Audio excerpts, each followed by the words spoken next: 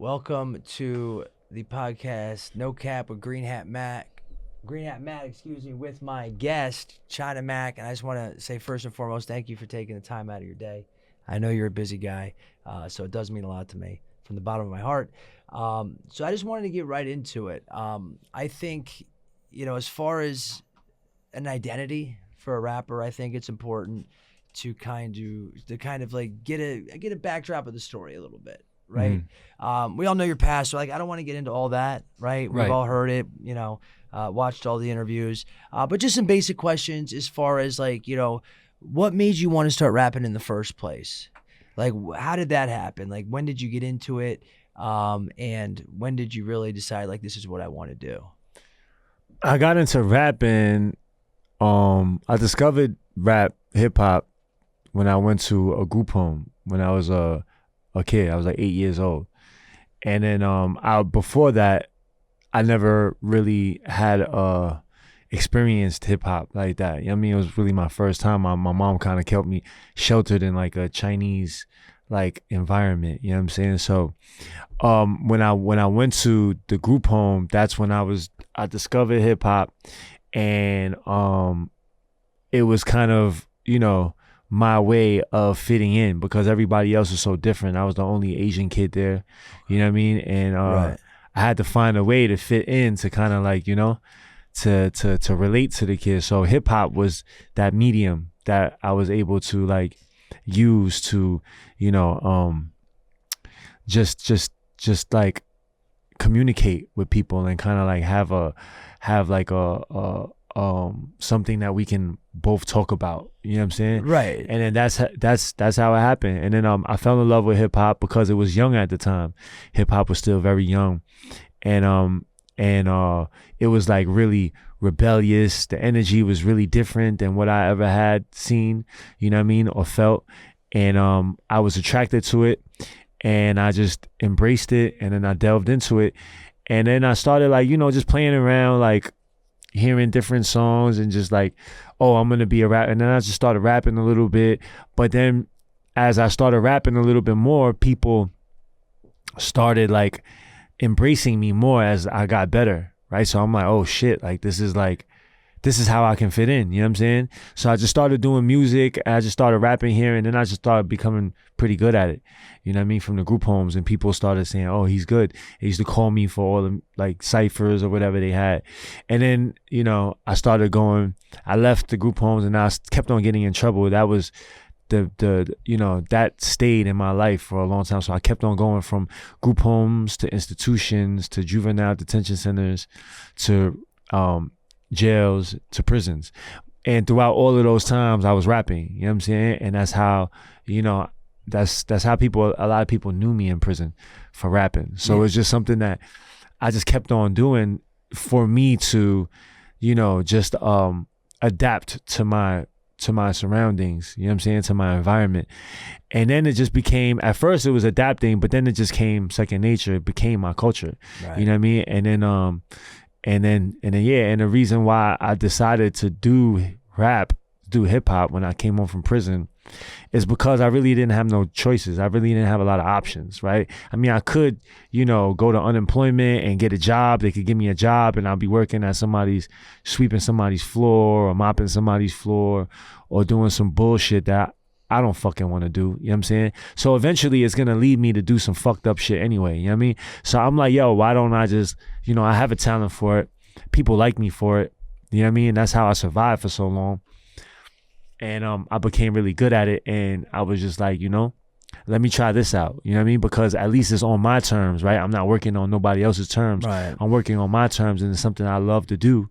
So it's fuck it. If I win, I win. If I don't, I don't. I mean, it's not going to be worse than sweeping floors, you know what I'm saying? Yeah. So, do you think in a way rapping almost kept you out of trouble when you got out? Because, it kept you on the right path. Right. Let me take a sip. Because if you're like you said, I mean, coming out of prison as a felon, I mean, jobs listen, are very rap limited. got me in a lot of trouble. Right. Hip hop fucked me up a lot. You know what I'm saying? Like After prison or before? Before prison, as a kid, before. The music, I'm not gonna front.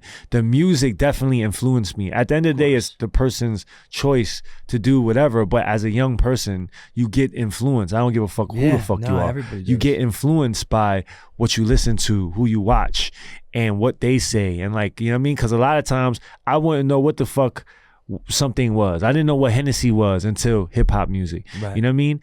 I didn't know what a lot of things was until I heard Nas say it or Jay-Z say it or some. And then when they say it, it's like, oh shit, it has to be real. You know what I'm saying? Because the way we put these people, you know what I'm saying?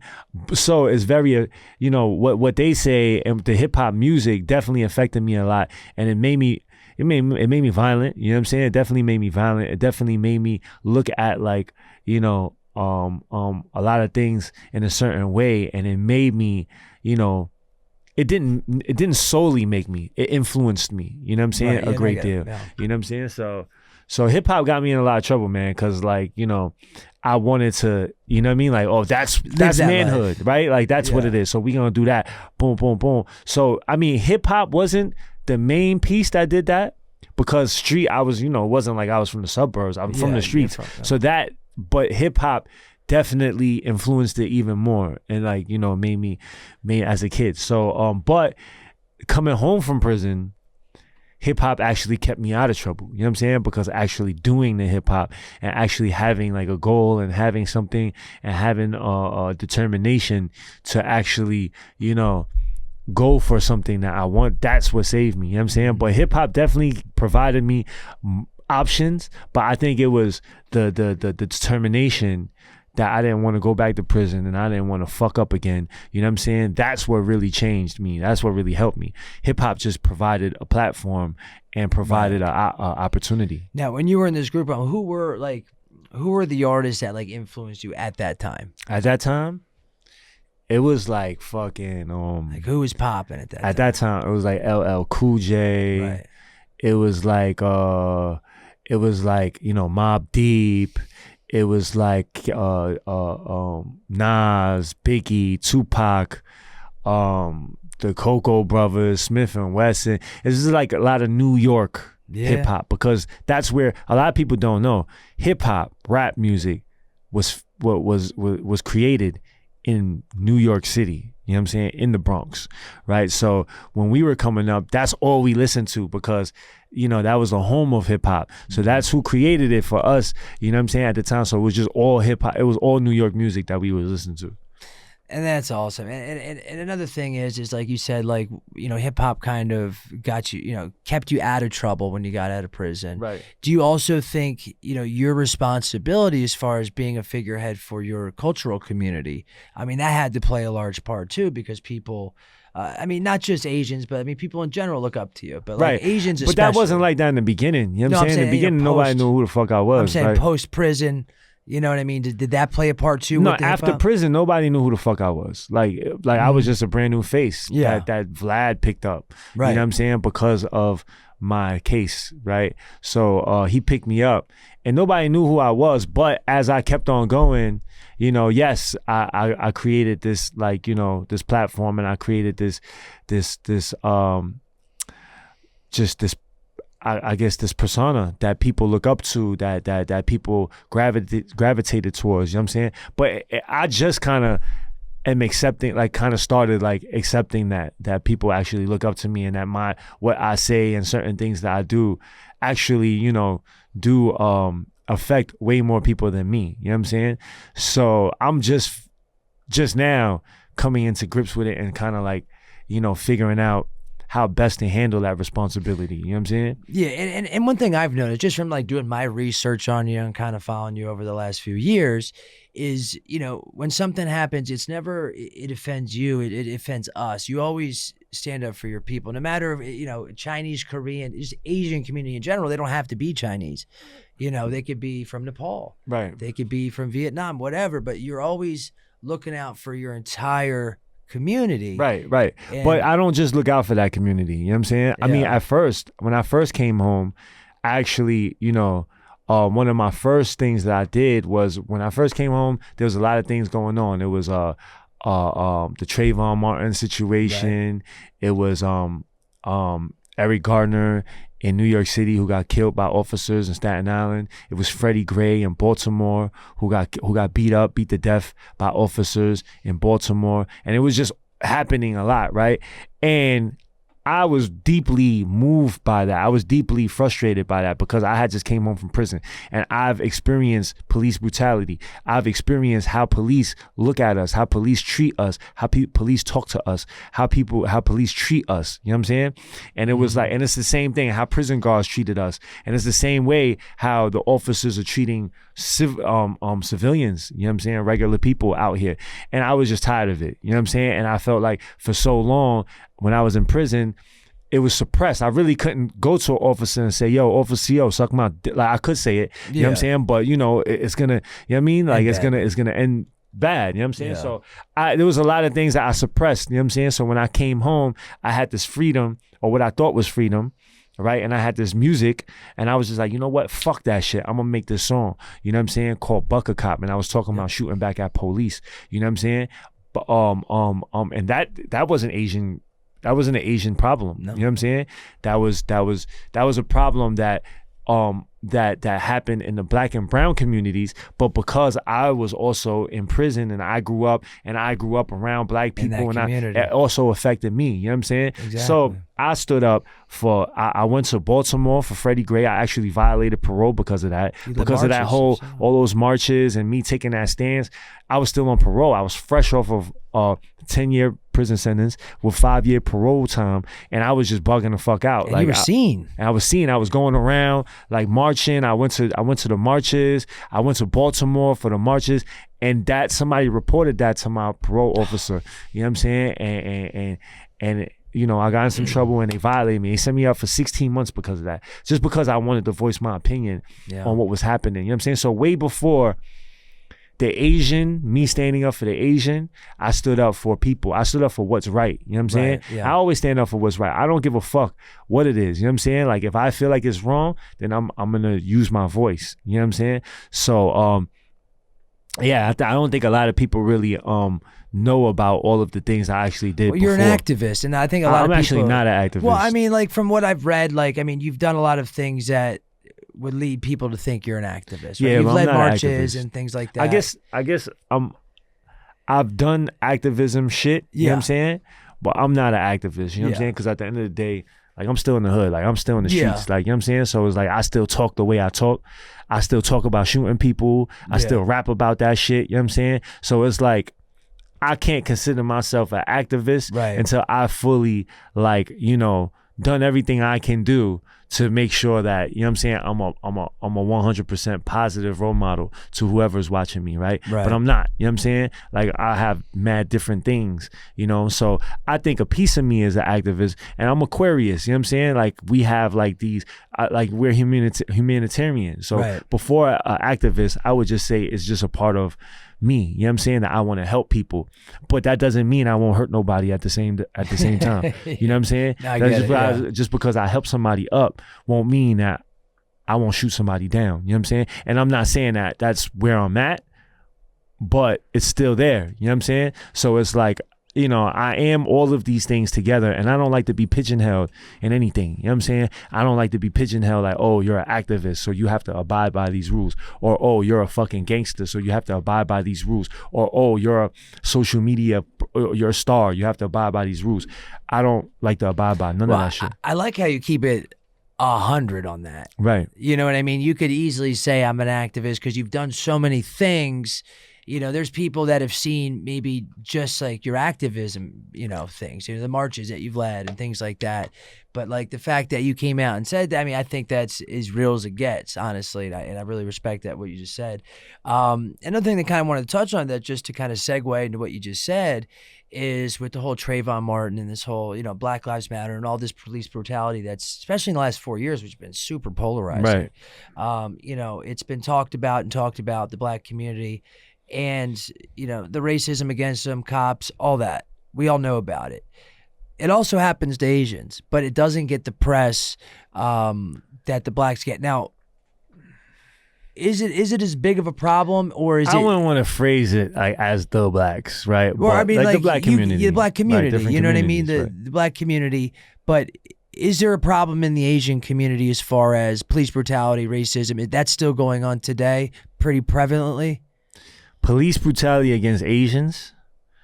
I guess it happens. It definitely. I mean, I'm not gonna say it doesn't happen. Yeah. It happens to everybody, right? Right. But I wouldn't say that's a problem Okay. in the Asian community, as a whole. Right. Right. Like there's certain pockets of communities. Hell yeah. Right. If you go to Long Beach, or if you go to Irvine, or if you go to Sacramento, you know what I'm saying? Right. You're definitely gonna have more pockets of Asian people, you know, and police targeting them too, just as much, right? Because there are different, like the variations of Asians, and also the economic like differences is wide. It's vast. You know what I'm saying? So you have really rich Asians and you got really poor ass Asians. You know what I'm saying? Like, you know, poor Asians that came from third world countries that, you know what I mean, live right next, like in black communities, live in the projects, live, you know, there's a lot of people. So people look at Asians like, oh, just Chinese and Japanese and Korean, and they're fairly well off for the most part. You know what I'm saying? But what about, you know, the Vietnamese? What about the Cambodians? What about the Filipinos? Right. What about the Hmongs? And what about all of these other people that also make are Asian people? You know what I'm saying? So there are definitely police brutality against some communities, but I think for the most part it's not, because of the way that our system looks at certain people and how they separate certain people, right? And it's like, you know, it's just a couple years. It's not long since we had complete oppression in this country. You know what I'm saying? Complete slavery. It wasn't long ago. I mean, this country is pretty young. You know what I'm saying? Very young. So it's still, there's still people alive today that was there. You know what I'm saying? When you couldn't sit in this restaurant because you were black, or you couldn't sit in back of this bus, or you couldn't even, you know, walk next to a person because of the color of your skin. That just happened. It wasn't like that long ago. Civil you know what I'm rights saying? movement wasn't. It wasn't that long ago. You feel me? So it's like, you know, we all know that our country oppresses people. We know that. You know what I'm saying? It's a capitalist country. You know what I'm saying? There's people at the top and there's people on the bottom. You know what I'm saying? Whenever prisons are business, you know what I'm saying? Whenever prisons, people are getting rich off of prison, and you could buy stock on prisons and you can do all that shit. You know what I'm saying? There are certain people that always have to fill these prisons. It's like a pig farm. You know what I'm saying? If you are owner of a pig farm and there's a demand for pig meat, you know what I'm saying? You have to make sure that there's pigs coming into this shit. Well, no matter what you got to do, I don't know what you got to do, but you got to make sure that there's this a definite amount of pigs coming into these farms so you can sell them, correct? So it's the same thing. Prisons, you know what I'm saying? Prisons is like a fucking farm, bro. You know what I mean? We need fucking people to be in these fucking prisons so money can keep on coming and people can keep on getting fat and rich off of this, and it's off the backs of certain people. So prison is definitely the new, like the today's slave plantation, because in prison is the only place is written in the Constitution that slavery is abolished, except for those who are, you know, in prison. You know what I'm saying? So that's why you can have, you know, that's why you can have prisoners making all of the fucking, you know, license plates in certain states and getting 12 cents a day for it. You know what I'm saying? People picking shit off of the highways and people making manholes and all types of shit. You know what I'm saying? Like, you know, and people getting paid 15 cents a day. That's how much I got paid. 15 cents a day. And those good jobs those good jobs making manholes, $3 a day. That's a lot of money. You know what I'm saying? And a lot of work. That's a lot of work and a lot of money. So that's where we at. You know what I mean? Like, this is where this country is at. And a lot of people like to turn a blind eye, like, oh, it's not happening no more. You're fucking crazy.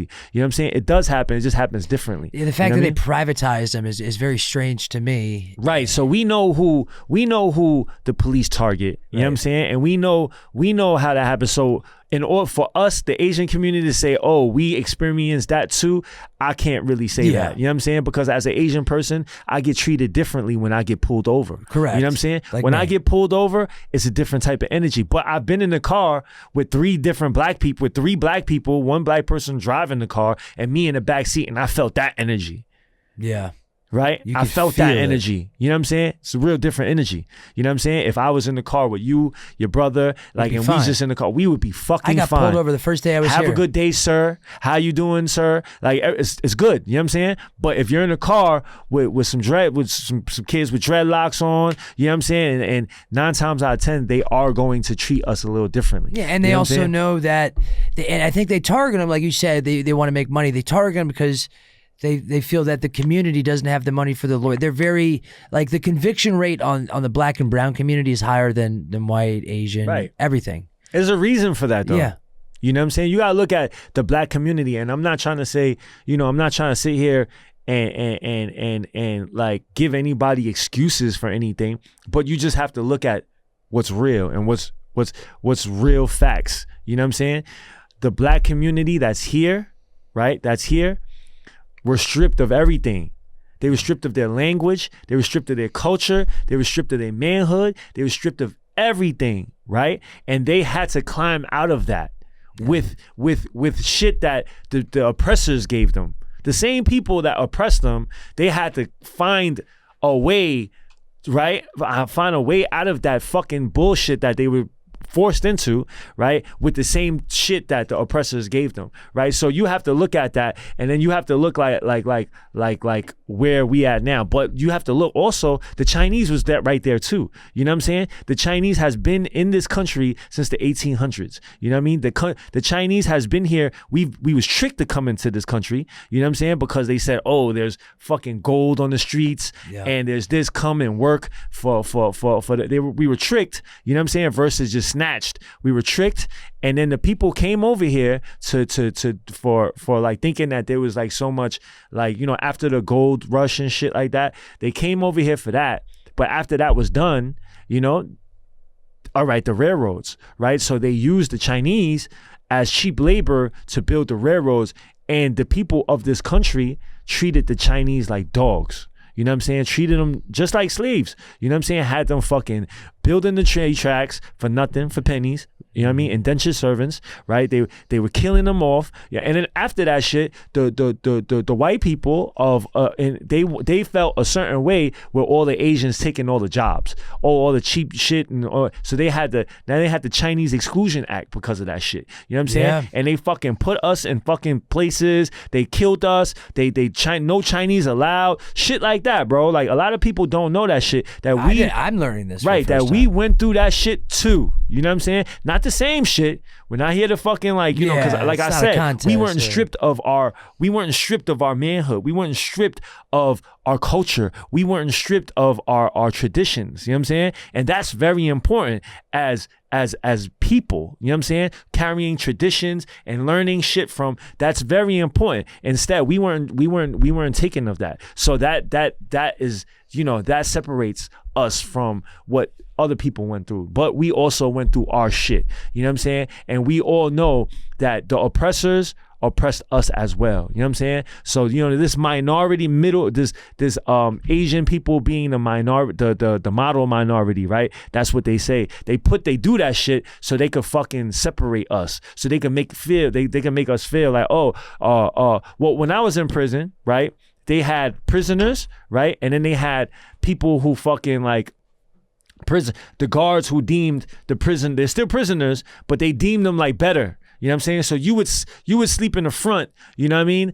You would come out extra time, or everybody would have to go to work and you could just have a better job. So that's how they keep people, like they keep these, they keep people like that. They make them feel like they're better. You know what I'm saying? And they would feel like they're better. You know what I mean? They would answer to the police, yes sir. And they would kind of treat the police officers like, like, oh my God, like, you know what I'm saying? Like they're the boss, like they're the, you know what I'm saying? And they would look at other inmates like they were better than them, because the officers treated them different. You know what I mean? And that's the same fucking thing that they're doing to us. They don't look at us like the Asian people, like they respect us. You know what I'm saying? They don't fucking respect us, but they treat us like we're okay because we're like, we're not making no noise, and we're just like, all right, boom, boom, boom. But at the end of the day, they'll fuck us just like they'll fuck everybody else. You know what I'm saying? And I'm not saying white people. I'm just saying our our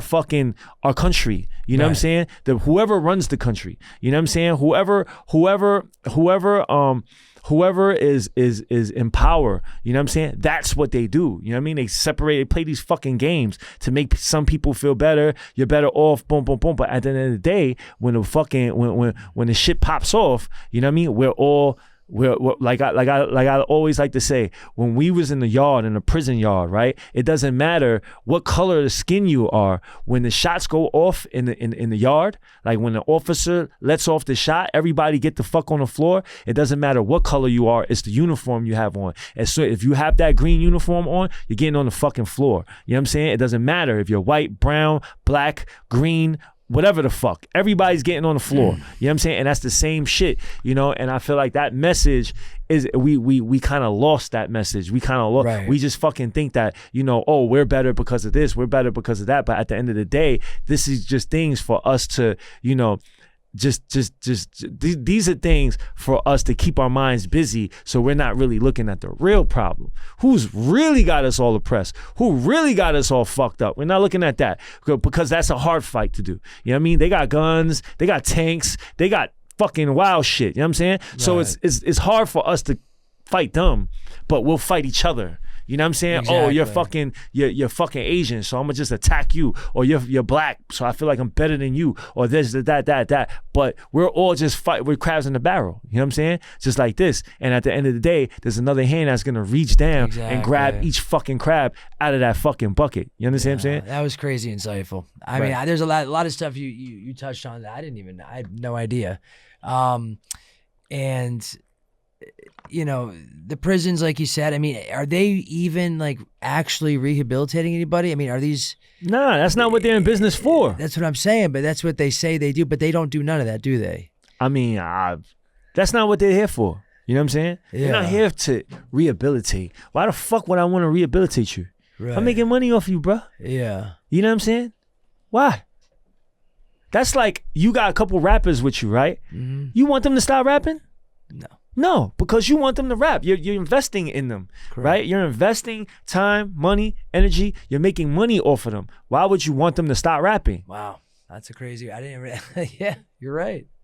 You're right. So if you're making money off of a whole certain people that are continually going to prison, because the populations that I went to in prison, I don't know about all the other states and shit like that, but every prison that I went to, it was 80-90% all black. Was it private or was it a state prison? I've been in state prisons. Okay. You know what I'm saying? But I know there's white people getting locked up. There's a lot of white people getting locked. There's shitload, right? But at the end of the day, you know, there has to be a reason why 80-90% of, you know, of the prison system is one group of people. You know what I'm saying? And we're talking about people getting money off of them. It's a business. So like, you know, I just, you know, a lot of people don't look at it that way. A lot of people don't look at it that way, and that's what we need to look at. You know what I'm the funny thing is, like, I never really even thought about that. You know what I mean? So it's good for me to kind of hear this, because, and it's good for a lot of people to hear this, because if 80-90% are of minority, like, what's behind that? And we're at a point in this country where we've never been more divisive. Right? It's never been more polarizing and divisive, and everybody's against each other. And like you said, the people at the top are just cashing checks and depositing checks, and it's wild. It's wild. Another thing I wanted to touch on was, you know, you grew up, like you said, in a group home, right? You grew up in New York. You grew up a certain way. I grew up a certain way. Now, the culture versus environment kind of argument, I wanted to get your take on it, because my take is this, is, you know, where you grow up, you know, is going to make you who you are. Now, it doesn't matter what color you are. Now, the people who surround you and that you surround yourself with, you're going to talk like them, you're going to act like them, whether they're, you know, black, brown, whatever, white, it doesn't matter. I grew up in the suburbs. You know, I'm not going to sit here and pretend I grew up any other way than I did. I was very blessed. So I know there's been some controversy, you know, as far as that goes with a lot of people. Are you a believer that you're a product of your environment, and then that's just the way it is, or? Yeah, absolutely. Like, you know what I mean? Your skin color doesn't have anything to do with your culture, right? Yes. Like your culture, your skin complexion is just your race. That's like it's it. just your It's complexion. pigment. You know what I'm saying? It's just this complexion. Like you ever went to I've like, you know, when you go to like places like Puerto Rico or like Dominican Republic and shit, you have a mind of like, all right, what Spanish people look like, right? But then when you go there, you're gonna see a lot of black people, like black dark people, but they speak Spanish. Yep. You know what I'm saying? They speak 100% Spanish. You go to Africa, you see white people, you know what I mean? They speak African. Like, you know what I'm saying? Yeah. It's just, so it's not your complexion. Your complexion doesn't determine how you speak, what language you speak. It doesn't determine how you act. It doesn't determine none of that shit. What does is your environment, how you grew up. You know what I'm saying?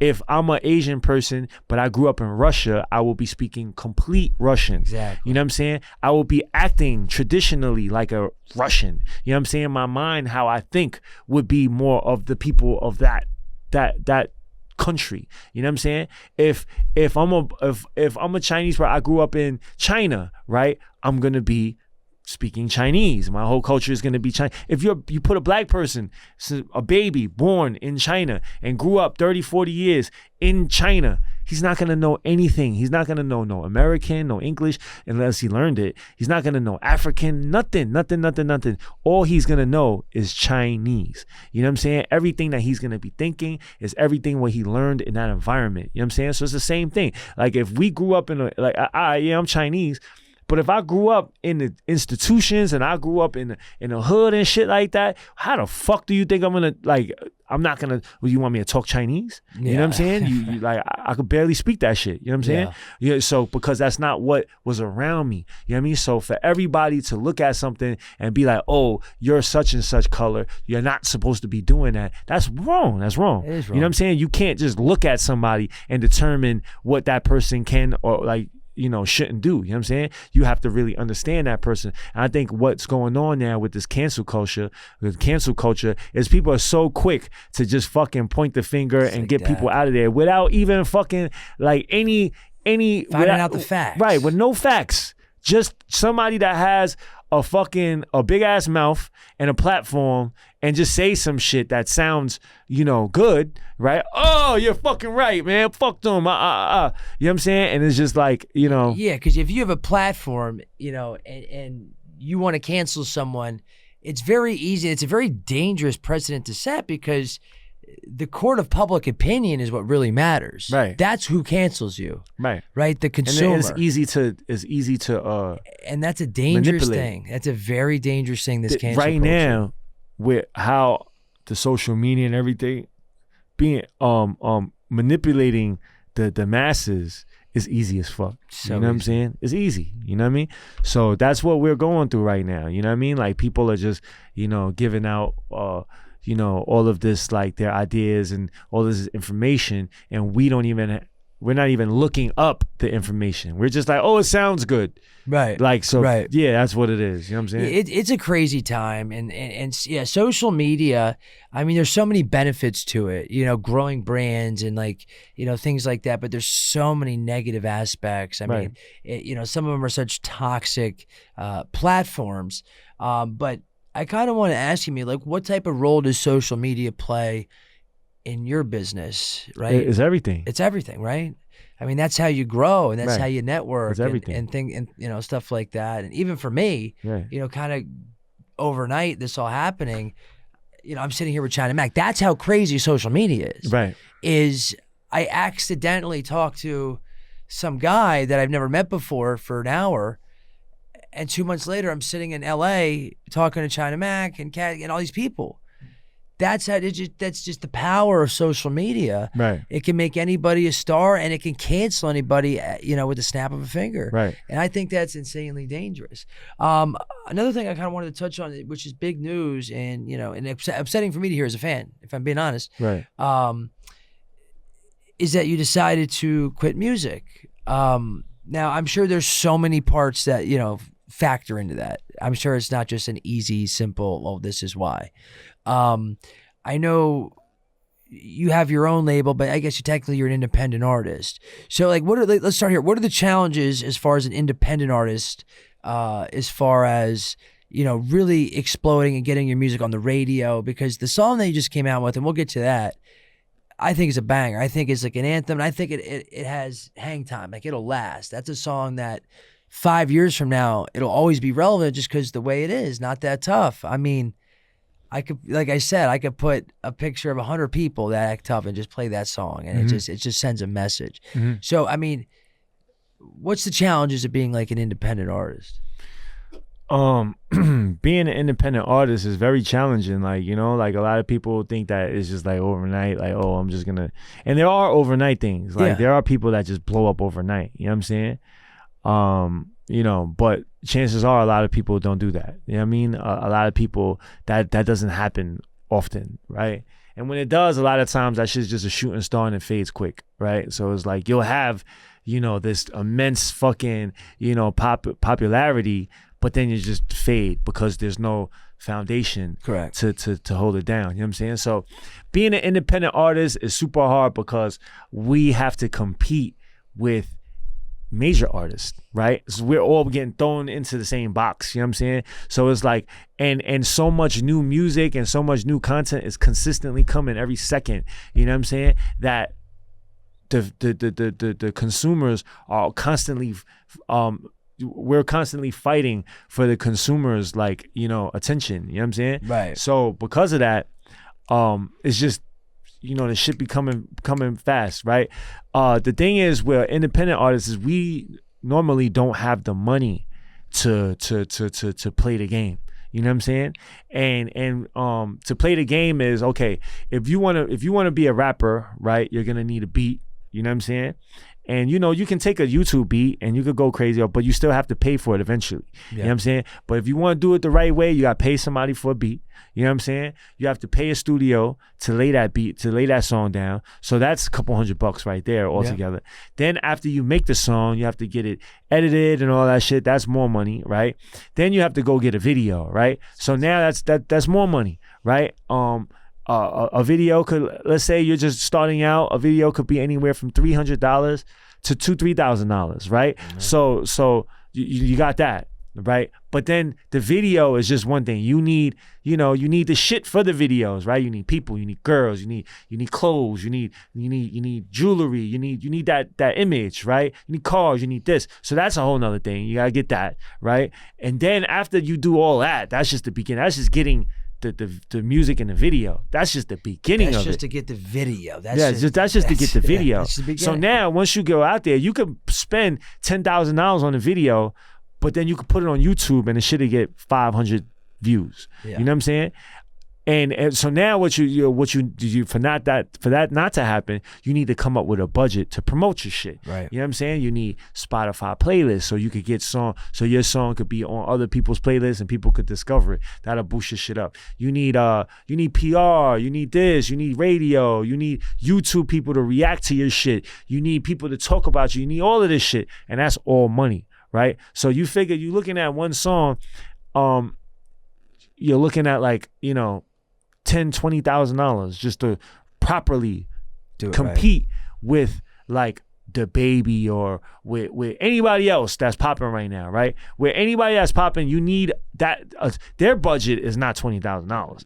Their budget is like fucking. It's not even their budget. It's David versus Goliath type thing, right? And no matter how much money, even if you spend $100,000, it's still David versus Goliath, because like you could have a rapper with one kind of hit song that has a billboard in Times Square. You know what I mean? Because he signed with the label. Because you have the money, you have certain things going on. You know what I'm saying? So it's like, as a fighter, you have to learn what your strengths are, right? As anything, you have to learn what your strengths are. If you're a fighter, you know what I mean? If you're coming up, I'm a wrestler, right? I'm not gonna, like, if I fight a boxer, it's really, it's kind of different. You know what I'm saying? So I have to, I have to make sure I'm fighting the fight that I can win. You know what I'm saying?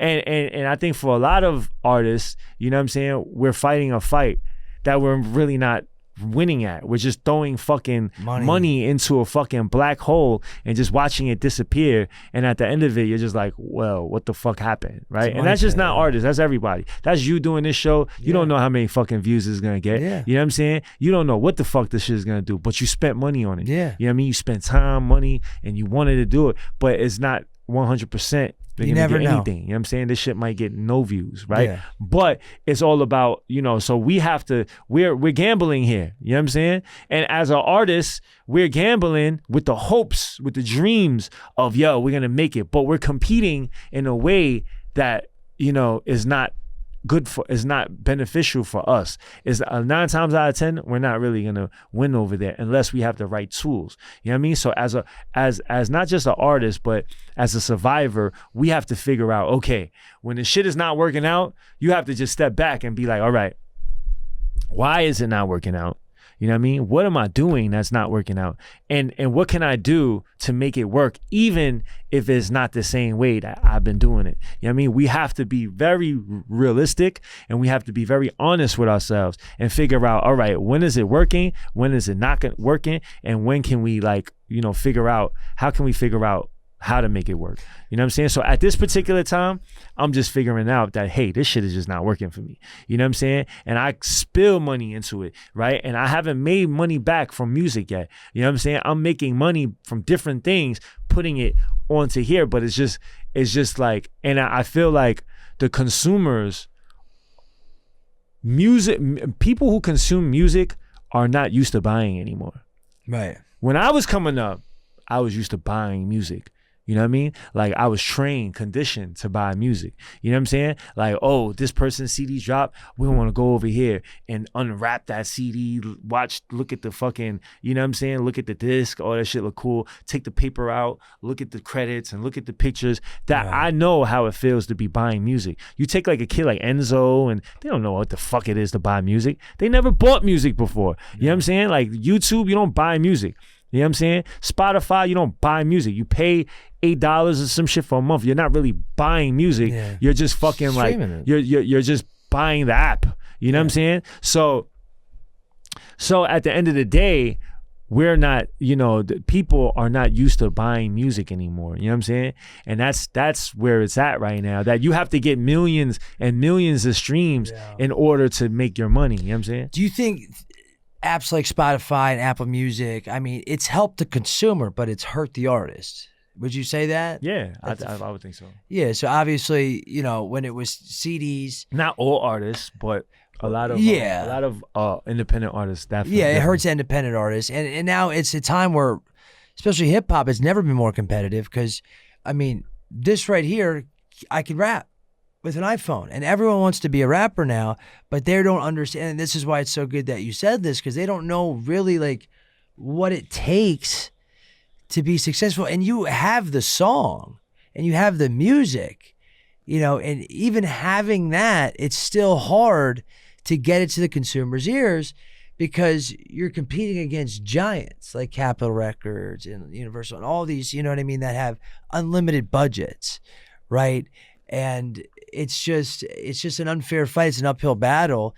And, I'm sure that played a large part in kind of your decision. Was there any other like factors as far as that goes? Or is that pretty much kind of why you decided to step back for a bit? Well, I decided I love rap music. I love hip hop. I love making music. So I'm not going to stop making music. You know what I'm saying?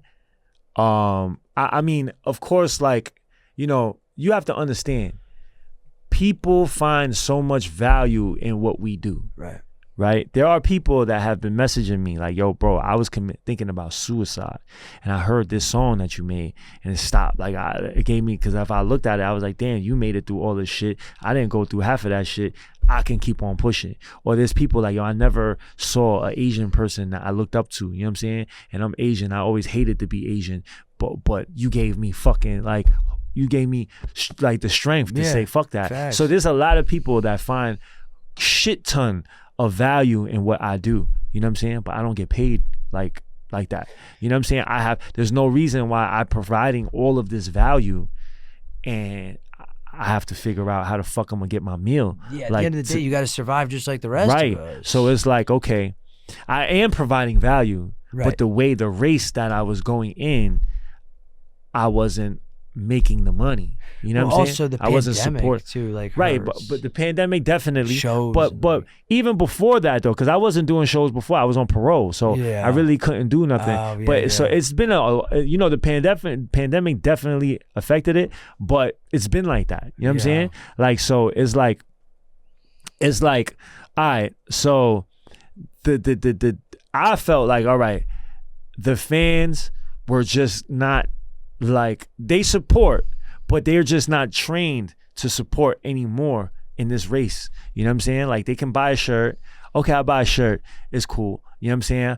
A shirt for $25, and you buy one shirt, and that for you supported me, but that was for 5 years of you listening to my music. Right. You know what I'm saying? Right. So like, you gave $25, you know what I mean, for something that I pour my shit into, and you benefit off of it, and you gave me $25. You know what I'm saying? And it's cool. I'm not trying to say, but I'm just saying, as an artist, it's not worth Exactly. the investment. You understand what I'm saying? So as fans, as artists, what I want to do right now is kind of, hey, let's remove. What I did is I removed myself completely off of Spotify, iTunes, and all that shit. And I think I'm gonna stay off of it. Wow. You know what I'm saying? I'm gonna stay off of it, and I don't want to stop making music. You know what I mean? So my brother, Shooter, actually just gave me a way that I can actually make money off of my music. You know what I'm saying? And that's selling directly to my consumer for a price that I want to pay. Like, you know, remember Nipsey Hussle charged $100 for a CD. Yeah. You know what I'm saying? Who's to say I can't do that? You know what I'm saying? I won't sell a whole shitload of them, but even if I sell 100 of them, that's way more money than I'm making from fucking streams. You know how much stream you got to stream? If you get 1,000 streams, you know how much you get? No. Less than $1. Jesus Christ. Did you know that? No. You didn't know that? No, Right. no You got to idea. make fucking shit tons of streams to make money. You know what I'm saying? So if I came out with a fucking album and I sold my shit for $50, you know what I'm saying? Even if I have 100 people to buy it, that's way more fucking money than I'm going to fucking get off of streams this month. Because it's not like I'm an artist that's getting millions and millions of streams. Yeah. You know what I'm saying? So now my whole thing is like, fuck that. Fuck the power. Fuck the middleman. Fuck giving the power to somebody so they could pimp my ass. You know what I'm saying? Let's just fucking use what I got and concentrate on the people that really give a fuck about me. The people that are there, that are willing to support, that are willing to shell out $50 for a fucking album. And I know some people be like, $50 for an album? Like, you spend $50 on weed that's gonna be gone in 30 minutes. Yeah. You know what I'm saying? You spend $50 on a fucking hat. You spend $50 on gas. You spend $50 at McDonald's for you and your family. You know what I'm saying? What is $50 for something that helps you go through suicide? You know what I'm saying? So what's $50 to help you go through fucking drug addiction? You know what I'm saying? What is $50 to help you go through fucking heartbreak or whatever the fuck you're going through? You know what I'm saying? This music is like fucking it helps. You know what I'm saying? It heals. It heals. Yeah. You know what I'm saying? So what is that compared? And I just want to change that mindset of people look how they look at our art and how they look at what we give and how they want to support it. You know what I'm saying? It's like artists who paint paintings, right? They sell it for what it's worth to them. Right. Now, like, I could look at a painting and it could look just like a bunch of bullshit, right? And the price tag would be $50,000, and someone will buy that. Right. Now, if you could, like, you know, change the game in this way, you guys could sell your art for what it's what worth. I want to. Exactly. I think that's a brilliant idea. Right, honestly. and that's what I'm doing. You know what I'm saying? And you know, I wasn't like, you know, lying when I said I'm gonna quit. I really felt like that. Yeah. I really wanted to quit because you're in a Yeah. fucking game. I'm in debt, bro. Like, honestly, I don't need music to live. You know what I'm saying? Like, we're good. You know what I mean? Right. I got a lot of fucking, I already amassed my following. You know what I'm saying? I have a lot of connections. You know what I mean? My people are not going to let me starve. You know what I mean? I'm facts. good. Right? So I don't need to do music. You know what I'm saying? I don't need to do, but if I do, I love to do music. I want to do music. But if I do music, it has to pay me the way I fucking sacrifice and I pour and I give. I want it to it has to be beneficial. Like I can't go if my mother is sick right now and she needs an operation. I can't go to the doctor and be like, hey doc, I don't have $80,000 right now. You know what I'm saying? But I do have 80,000 views on my last video. So, can we trade that? Yeah. I can't. You know what I'm saying? Okay, I love you guys for supporting me. Love you guys for watching my video. Love that. Love the comments. But I can't feed myself. You know what I'm saying? Like I can't do anything with that. You know what I'm saying? So it's like I want my fans to understand how hard it is for us to give this shit to you consistently. We build our whole day. We build our whole day on how to create content. Like, yo, that's my life. You know what I'm saying? So I constantly think about that, and I want that to actually pay off. You know what I'm saying? It's only right. Right, and I agree with you. And, especially when it's coming out of your own pocket, it's like what I say is like, for an example, people will say, hey, can you throw something in your story? I'm not going to pay to promote, it's like, you're not going to pay to like promote your music if you're not getting it back. You know what I mean? At least your investment back. Like you're not going to pay for someone like me to enjoy your music. Right. Right? You want me to enjoy your music. Right. But at the end of the day, it has to be beneficial on your end. Correct. You can't lose it. And I completely understand that. And I think everybody that's going to listen to this is going to understand that. And I think if you can change the game like that for independent artists, and because there's a lot of people that love your music, there's so many independent artists that have so many fans that would pay $50. Right. I mean, I bought one of your hats for $50. Right. I'd definitely pay $50 for one of your CDs if that was the only way to get it. Right.